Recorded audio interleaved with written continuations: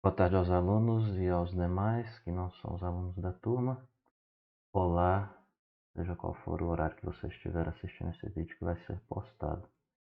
Então, já falamos sobre a história antiga, para quem está acompanhando as aulas de história geral ou global, se você assim preferir.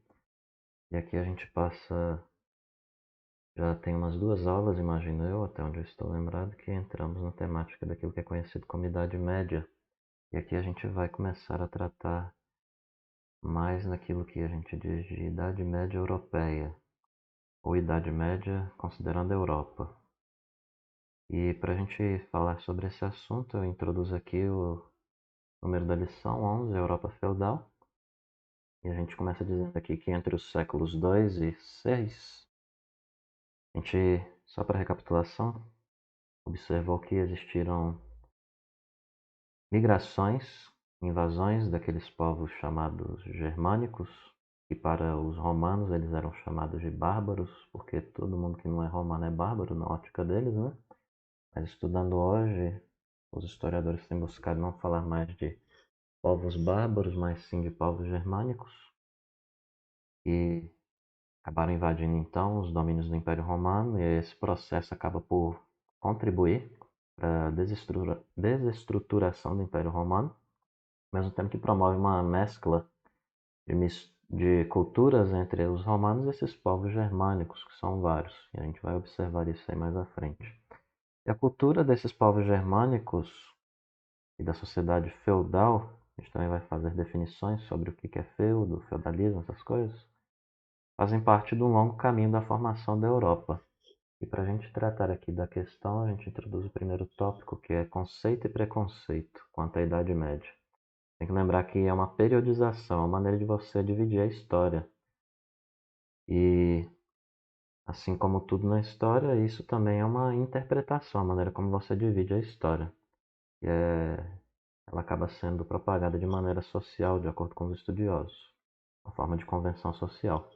Então, a data do começo e do fim da Idade Média vai variar bastante dependendo da escola, dependendo do autor, dependendo do pensamento. Mas os marcos mais comuns aí iniciais são 392 depois de Cristo, com a oficialização do cristianismo. Outros vão colocar 476, que é a deposição do último imperador romano. E há outras datas aí, se você estudar, você vai observar.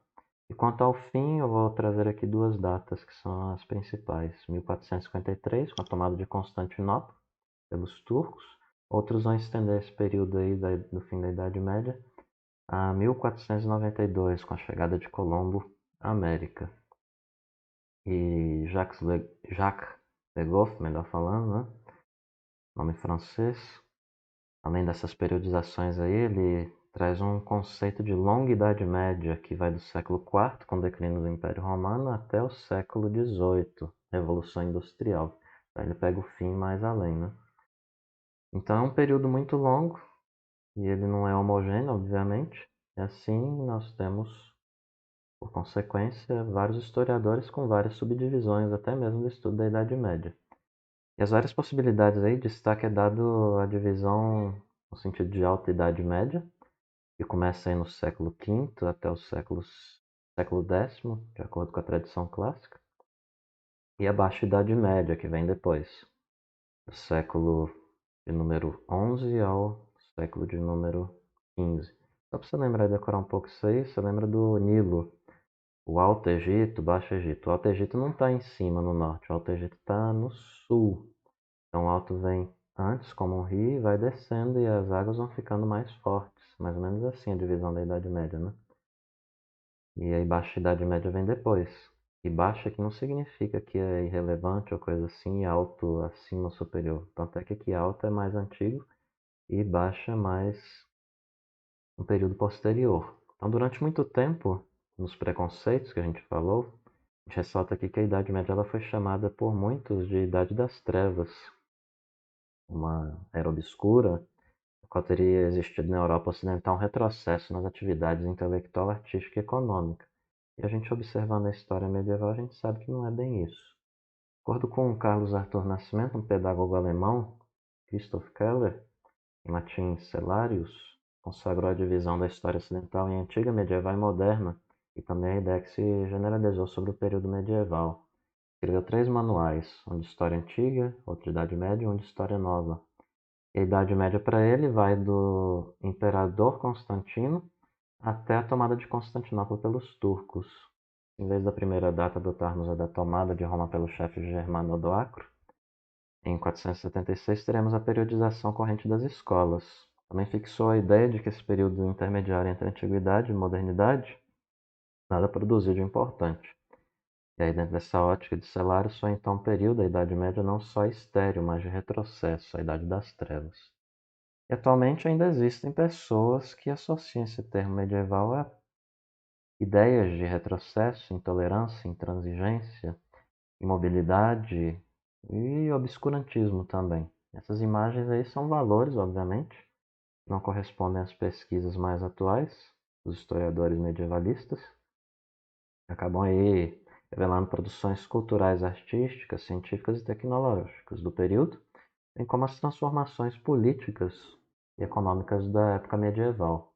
Segundo Jérôme Basquiat, a reputação da Idade Média tem sido objeto de disputas entre os que a defendem e os que a criticam.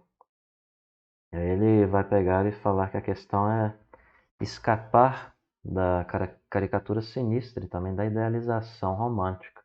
Segundo ele, então, a Idade Média não é nem um buraco negro da história ocidental e nem um paraíso perdido. Devemos então renunciar ao mito tenebroso quanto ao conto de fadas. E as imagens, como de costume, para você interpretar. E aqui a gente fala então dos germânicos. São divididos em vários povos. E aí a gente tem um mapa extraído aí da internet, a título de ilustração. E você leia aí as legendas e dê uma olhada aí nos nomes dos povos. Alguns vão dizer que é tribos germânicas. Lembra que aqui embaixo está o Império Romano, né? Parte dele. E se você quer ver mais sobre o Império Romano, você volte lá na aula de Império Romano que já está postada aí no YouTube para nós. Então eles eram vários povos com diferenças culturais. Você tinha os anglos, saxões, visigodos, jutos, ostrogodos, vândalos, francos, suevos, burgúndios, lombardos, alamanos e vários outros. Só para mencionar esses aí, né? As informações desses povos aí vêm geralmente de textos escritos pelos próprios romanos e de fontes arqueológicas. E a organização social deles era baseada na família, tendo no pai a figura central, o qual exercia poder sobre esposa e filhos. E de acordo com Hilário Franco Júnior, a sociedade germânica era rigidamente hierarquizada como uma aristocracia que tinha a maior parte das terras, uma camada de homens livres, guerreiros e, por fim, os escravos. Então ele prossegue sustentando isso daí. E mais à frente a gente destaca aqui, como uma síntese, que o direito ele era costumeiro. A palavra difícil aqui é consuetudinário, ou seja, as leis elas não eram escritas, de acordo com alguns estudiosos, mas baseadas em costumes. A religião era politeísta, as divindades associadas a elementos naturais, como raio, trovão, vento, sol, e vários outros, enquanto os sacerdotes eles tinham, além da função religiosa, função também de punir criminosos e dever de manter a ordem nas assembleias da comunidade. A economia dos germanos, os povos, era baseada na caça, criação de animais, agricultura, cultivavam, por exemplo, trigo, cevada, centeio, plantas cujas fibras eram usadas na tecelagem.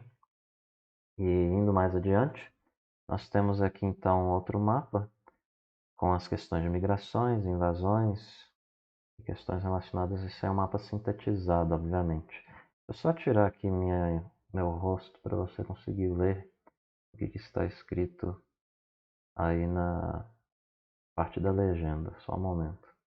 Você tem os diferentes povos. Eu mencionei, né? Esses são os principais, os mais conhecidos, né? Anglo-saxões, francos, godos, visigodos, ostrogodos. Também tem os hunos, que já é um povo mais de fora, né? Que a gente não coloca como povo germânico. E dentro de uma visão mais tradicional. E a gente tem também os vândalos. E aí, dê uma pausa aí e analise se você quiser. Então, prosseguindo, Os estudiosos vão distinguir aqui dois momentos no processo de penetração dos povos nos domínios do Império Romano. Primeiro é o momento das grandes migrações, dos séculos II e III, que dizem respeito aos povos germânicos que vão se deslocando para dentro dos territórios do Império Romano de maneira pacífica. E aqui nessa época o governo romano ele concede terras aos germanos e muitos guerreiros desses povos, de maneira que eles ingressam até mesmo no exército de Roma. Roma contrata eles também como mercenários e coisas do tipo. E os germanos vão então se integrando à sociedade romana por meio do exército e casamento. E um outro período é das invasões dos séculos IV a VI, quando os germânicos entram de maneira violenta no Império Romano. E um dos motivos para isso é o avanço dos hunos da Ásia, né? Povo oriundo provavelmente ali da Ásia Central, para ser mais específico. Um povo conhecido por suas habilidades em montaria, uso de arco e flecha. E entre os séculos IV e V, eles chegam a derrotar os povos da Ásia e da Europa. E aí eles avançam aí, né, nos territórios ocupados por germânicos, levando esses germânicos a serem empurrados para dentro do Império Romano, né, por sua vez. Então, você tem aqui um mapa já traduzido. Aqui é um mapa tradicional, que é geralmente utilizado no ensino médio. Aí você também dá uma pausa, por favor, e analise aí, dê uma lida. Falando então dos reinos germânicos, nas regiões da Europa Ocidental em que eles se estabeleceram, a vida social ela acabou mudando muito, embora as características dos romanos tenham sido mantidas em boa parte. A religião cristã ela acabou sendo adotada por boa parte dos germanos. O latim também foi preservado, principalmente na língua escrita, e as áreas aí de maior influência nelas foram formadas as línguas neolatinas, como o francês, o português, o espanhol, o italiano e outras. Em outras regiões predominaram línguas de origem germânica, e aí você vai ter o inglês, hoje, né? O alemão e o holandês. E quanto à organização política, nós tivemos mudanças significativas. Os romanos eles viviam no império centralizado e hierarquizado, como já vimos. A unidade política romana era oposta à pluralidade das sociedades germânicas. E, além disso, muitas cidades elas foram perdendo sua importância econômica para a área rural. Por volta do século VI, os germanos já tinham organizado novos reinos nos territórios ocupados. E, por exemplo, os visigodos ocuparam parte da Península Ibérica, os ostrogodos ocuparam a Península Itálica e os vândalos as regiões do norte da África. A maioria desses reinos aí teve vida curta e só os francos, basicamente, aí conseguiram consolidar o poder de maneira a expandir os seus domínios. E aqui eu vou tirar o meu rosto mais uma vez, para você ter acesso à legenda que está aqui. Reino dos Francos em 486 e em 511. Aí você dá uma olhada aí na parte central ali, ó, onde está um roxo, ou um azul claro, ou um azul quase cinza ali. Você tem o Reino dos Francos. E prosseguindo, a gente tem aqui o Reino Franco, com o governo de Carlos Magno, que é o Reino Franco mais conhecido, a organização política dos francos propriamente dita. Essa organização do reino começou no século V. No decorrer da história deles, houve uma sucessão de reis que se converteram ao cristianismo e se aliaram à Igreja Católica. Essa aliança ela foi fortalecida com a luta dos francos contra os muçulmanos na Batalha de Poitiers, em 732, e com a doação das terras na Península Itálica ao Papa. Assim é formado então o patrimônio de São Pedro da Igreja Católica, né, que se torna o Estado da Igreja Católica. Entre os reis francos, a gente dá o destaque aqui, como costumeiro, ao Carlos Magno, que governou por 46 anos, de 768 a 814. E aí, no seu governo, os francos eles submeteram vários povos germânicos, conquistaram boa parte de território, constituindo então aquilo que veio a ser conhecido como Império Franco ou Carolíngio. Carolíngio por conta da figura de Carlos, né, Magno, que adquiriu grande poder na Europa, chegando então a receber do Papa Leão III o título de imperador do novo Império Romano do Ocidente em 800. Aí havia a pretensão de reviver a antiga unidade do mundo ocidental debaixo do comando de um imperador cristão.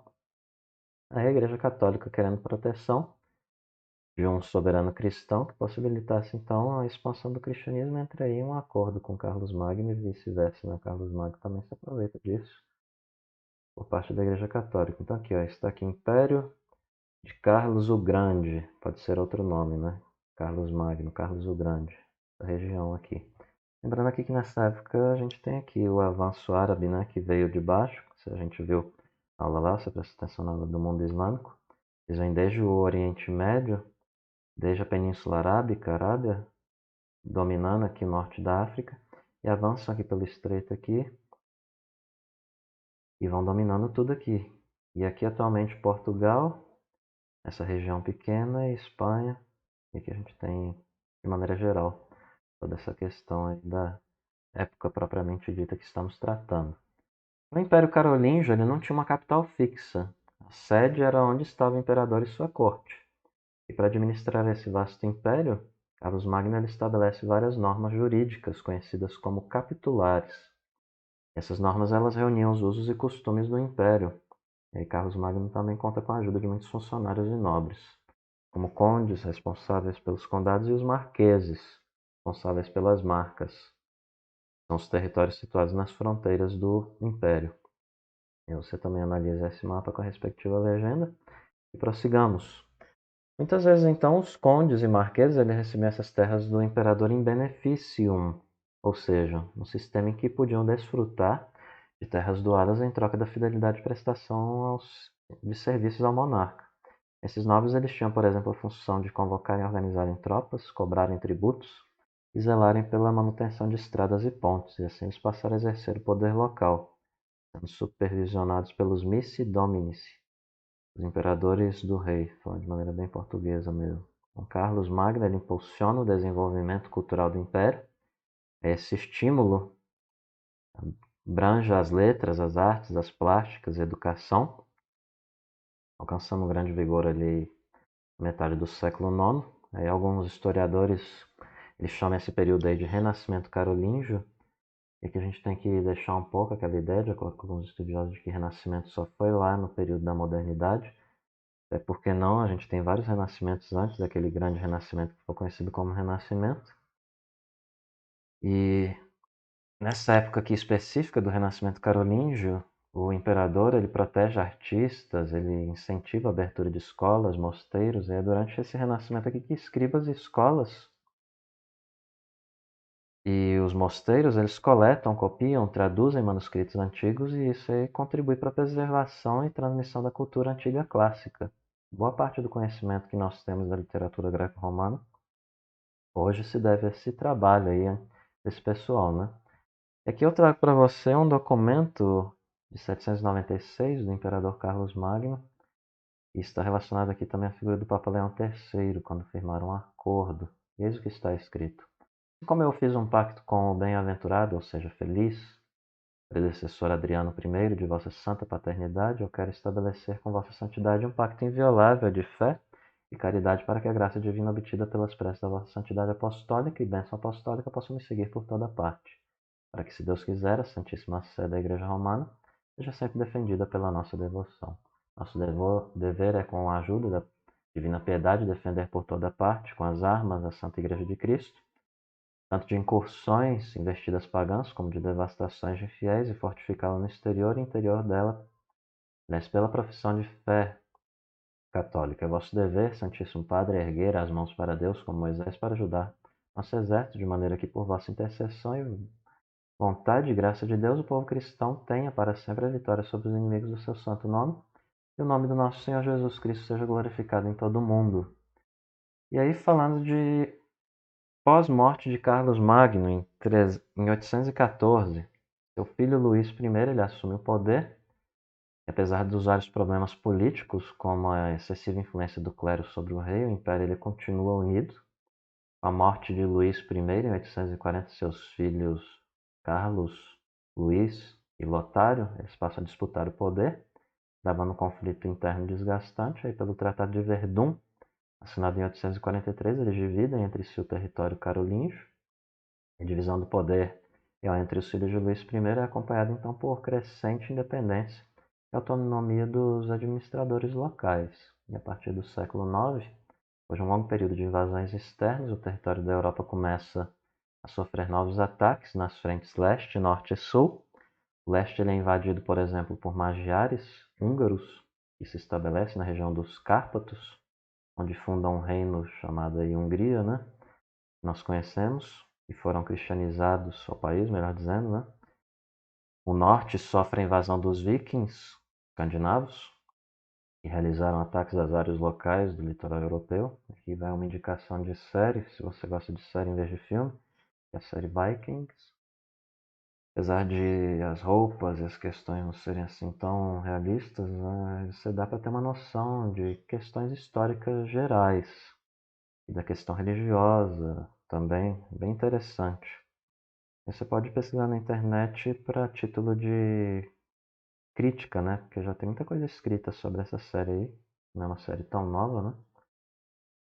Comparada a outras, mas é muito boa e interessante. O sul ele é ocupado então por muçulmanos ou sarracenos, que conquistam a parte da Península Ibérica e realizam vários ataques à Península Itálica. Você tem o Tratado de Verdun aí e a divisão. A insegurança provocada pelas invasões, ela leva muitos europeus a buscarem jeitos de se protegerem, refugiando-se no campo. Começa dificultado pela insegurança e bloqueio das estradas do mar Mediterrâneo também. E as condições que provocam as condições aí relacionadas a esse período, elas provocam várias transformações na vida do viver das sociedades. E aí estão também na origem aí da formação daquilo que alguns estudiosos gostam ou preferem chamar de feudalismo. E entre os séculos 9 e 10, vários castelos são construídos também aqui. O povo lembra muito disso quando estuda esse período, né? Para a nobreza, serviam como fortaleza militar, moradia e até centro administrativo. E para analisar a sociedade europeia ocidental, especialmente entre os séculos 10 e 13, existem alguns historiadores que adotam o termo feudalismo. Esse termo, apesar disso, ele tem gerado debates e recebido críticas e várias diferenciações aí, distinções de definições. Jacques Le Goff, ele sustenta que feudalismo é uma organização econômica, social e política, onde uma camada de guerreiros especializados, os senhores, subordinados uns aos outros por uma hierarquia de vínculos de dependência, domina uma massa campesina que trabalha na terra e lhes fornece com que viver. E aqui é uma definição nitidamente com tendências mais marxistas. Se você tiver entendimento um pouco de marxismo, você vai saber do que eu estou falando. Se não, vai ter que pesquisar a questão de dialética e esses assuntos relacionados aí à tese central de Karl Marx. Embora o feudalismo ele tenha sido um sistema que caracterizou vários lugares da Europa Ocidental, entre esse período do século X a XIII, as instituições são fruto de um longo processo histórico, que mistura aí elementos tanto romanos como germânicos. E aí, da herança do final do Império Romano, a gente destaca aqui o enfraquecimento do poder centralizado, lembrando que no fim do período imperial, a administração romana ela não tinha condições de impor sua autoridade a todos os lugares, né? Esse enfraquecimento do poder ele conduz à ampliação do poder local dos grandes proprietários de terra, e o colonato, que é o sistema de trabalho servil que se desenvolveu com a crise do Império Romano, quando escravos e plebeus pobres passam a trabalhar como colonos em terras de um grande senhor. Aí o proprietário ele oferece terra, proteção ao colono e recebe dele um rendimento do seu trabalho. Da herança germânica a gente destaca economia agropastoril, base da economia germânica era agricultura e criação de animais. Eles não tinham tanta preocupação de produzir excedentes para comercialização. Você tem aquilo que é chamado de comitatus, uma instituição que estabelecia laços de fidelidade entre o chefe militar e seus guerreiros. O benefício, instituição pela qual os chefes militares carolíngios concediam a seus guerreiros como recompensa a posse de terras. Essas terras eram chamadas depois aí de feudos, e em troca o beneficiado oferecia fidelidade, trabalho e ajuda militar ao senhor. Lembrando que a palavra feudo ela deriva do germânico, que eu vou soletrar, não sei como que fala essa palavra, F-E ou E-H-U. Eu acho que deve ser ferru, não sei, mas significa gado. Ou seja, pode também significar um bem, sendo mais amplo, oferecido em troca de algo, e não tão literalista, né? E os feudos, eles podiam ser não só uma extensão de terras, mas também um castelo, podia ser também uma quantidade de dinheiro, até mesmo outros direitos. E o processo de formação do feudalismo ele não foi o mesmo, a gente tem que lembrar, muito disso aqui é importante. Crava aí na sua cabeça. O feudalismo, o processo de formação dele não é igual em todos os lugares. Livros didáticos mais antigos eles tendiam, em alguns livros, até mesmo da academia, tendem a fazer o quê? Generalizar para facilitar a coisa, mas era diferente em cada lugar e cada época. Mas é possível aqui identificar, mesmo assim, algumas marcas gerais em várias regiões que correspondem aí ao que hoje é França, Alemanha, Inglaterra e parte da Itália. Em primeiro lugar, o enfraquecimento do poder real, fortalecimento dos poderes dos senhores locais ou regionais, a existência de ligações pessoais de obediência e proteção entre poderosos e fracos, declínio, queda das atividades comerciais urbanas, o fortalecimento da vida rural e o uso bem disseminado de trabalho servil no campo. A sociedade feudal ela pode ser dividida aí para estudo de maneira grosseira, apesar de ter gente que critique isso aqui também, né? Isso aqui não é universal, fique ciente disso, existem outras ideias, mas isso daqui é o que geralmente é mais ensinado e seguido. Pode discordar, fique à vontade. Os nobres é a primeira questão aí, né? Da divisão, os grupos. Ou belatores, guerreiros, né? Uma palavra latina, belatores. Representa a ordem dos detentores de terras, dedicados basicamente a atividades militares. Você tem aí nos tempos de paz atividades favoritas na nobreza, como caça e torneios esportivos. Serviam de treino para guerras. Você tem também o clero, ou oratores. Significa aqueles que oram, ou os rezadores, ou oradores, né? Representa a ordem dos membros da Igreja Católica, com destaque aí para os dirigentes superiores como bispos, abades e cardeais. Tem os dirigentes da Igreja, então, administrando as suas propriedades, com muita influência política e ideológica na formação da mente e opinião do povo, né, sobre toda a sociedade. E os servos, ou laboratores, significam laboradores, trabalhadores, que eram aqueles que faziam a composição aí bem uma ordem heterogênea, né? O grupo aqui era formado por uma população camponesa, grosso modo, que fazia os trabalhos necessários à subsistência da sociedade. A sociedade conseguiria se manter, né? Uma parte dos camponeses trabalhava na condição de servo, que implicava aí várias restrições à liberdade. Os servos também recebiam do senhor o chamado manso servil, que eram os lotes de terra para cultivo, de onde retiravam sua subsistência, mas eles eram obrigados a pagarem taxas ao senhor e, segundo Hilário Franco, trabalhavam também em lugares e tarefas indicados pelo senhor, sem nenhum tipo de remuneração. Em contrapartida, tinham a posse vitalícia hereditária de seus mansos e a proteção militar proporcionada pelo senhor. Essa organização social, praticamente sem mobilidade entre as ordens, ela foi preservada pela elite do clero e nobreza pelos seus próprios interesses. E para justificar essa divisão aí, em três ordens, um bispo francês chamado Adalberon de Laon, do século XI, ele escreveu o seguinte: a casa de Deus, que parece uma, é portanto tripla. Uns rezam, outros combatem e outros trabalham. Todos os três formam um conjunto e não se separam. A obra de uns permite o trabalho dos outros dois e cada qual, por sua vez, presta seu apoio aos outros. E a relação entre o clero e nobreza e trabalhadores, então, ela é representada em várias obras. E você tem uma divisão aí clássica nesse gráfico, mas a gente vai trazer aqui algumas delas. Mas antes disso, a gente tem aqui alguns exemplos, né, de imagens que tratam sobre essas questões. Mas deixando um pouquinho essa questão, permita-me aqui falar sobre economia feudal de maneira mais específica. Sociedade feudal, a gente tem um predomínio aí da produção agrícola e pecuária. A principal união produtora aqui é o senhorio, a extensão de terra pertencente ao senhor feudal, e como forma de trabalho a servidão. O tamanho médio de um senhorio, uma extensão de terra de um senhor feudal, ela variava dependendo da região, entre 200 e 250 hectares.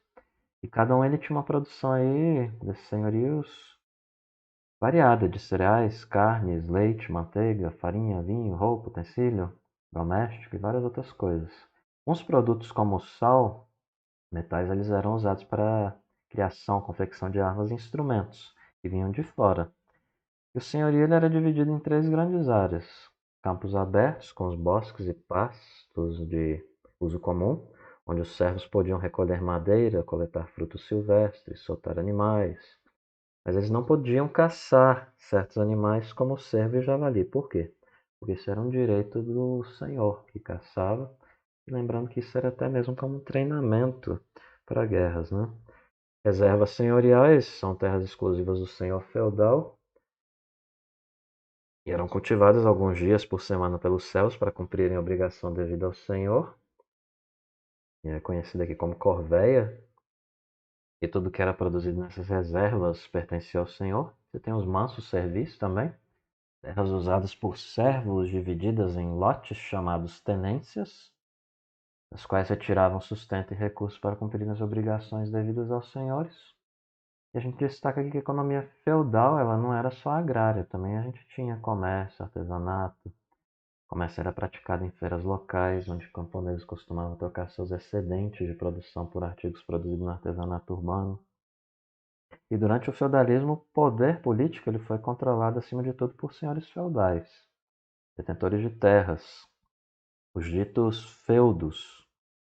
E os senhores feudais eles governavam seus domínios exercendo grande autoridade administrativa, judicial e militar, e de maneira geral intitulava-se senhor ou suzerano, nobre que dava feudos a outro nobre, era chamado de vassalo, e em troca esse vassalo lhe devia fidelidade e prestação de serviços, antimilitares ao senhor, e os vários núcleos de poder político, como principados, ducados e condados, por exemplo, eram ligados por laços estabelecidos entre os membros da nobreza por meio da concessão de feudos. A transmissão do feudo era realizada em uma cerimônia solene, constituída de dois atos principais: a homenagem, o juramento de fidelidade do vassalo, e a investidura, o ato de transmissão do feudo ao vassalo. Além disso, os suzeranos e vassalos eles tinham deveres e direitos recíprocos. O suzerano ele tinha que proteger militarmente os seus vassalos, os que estavam abaixo dele, né, debaixo da sua sujeição, e dar a eles assistência jurídica. Ele tinha o direito, o suzerano, né, de reaver o feudo do vassalo, trazer, tomar para si, aquele que morresse, né, o vassalo que morresse, sem deixar herdeiros, no caso. Também ele proibia o suzerano casamento de vassalo com uma pessoa que lhe fosse infiel e várias outras questões. O vassalo ele tinha que prestar serviço militar ao senhor, libertá-lo caso fosse aprisionado por inimigos e comparecer ao tribunal presidido pelo suzerano toda vez que fosse convocado e outras obrigações também. Ele recebia a proteção militar do soberano. E na relação da servidão, os servos eles não eram donos das terras onde eles trabalhavam. Eles só usavam elas para a produção do próprio sustento e também para o mantimento das outras duas ordens, a nobreza e o clero. A relação servil ela também envolvia várias obrigações do servo para com o senhor feudal e elas eram geralmente pagas em forma de trabalho e produtos. E aqui a gente destaca algumas questões relacionadas a isso. A corveia, que eu disse há pouco, só para deixar mais claro, né, e bem destacado aqui. Isso que é importante também, a obrigação servil de trabalhar alguns dias da semana nas reservas senhoriais.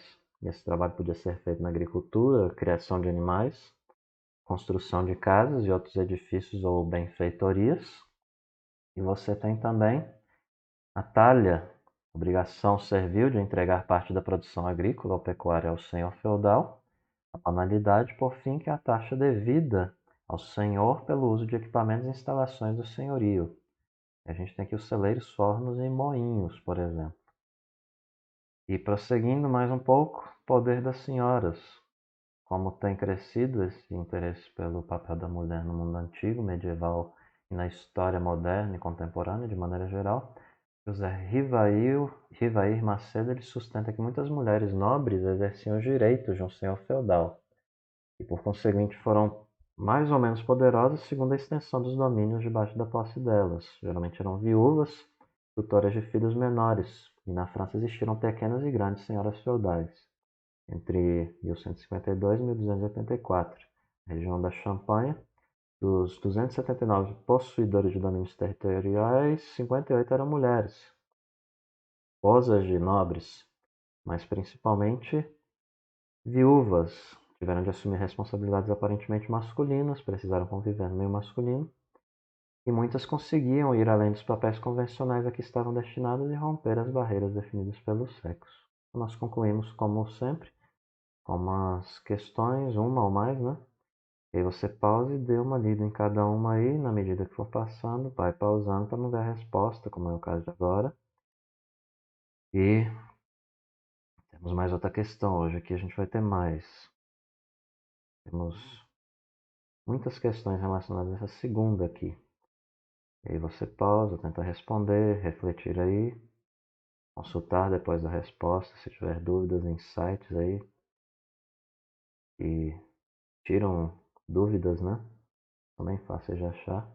E a última questão, se você não quiser ver a resposta, pause agora e eis a resposta. E sem mais para o momento, encerro por aqui. Agradeço a atenção, espero que você tenha um bom dia, uma boa semana e até mais. Obrigado.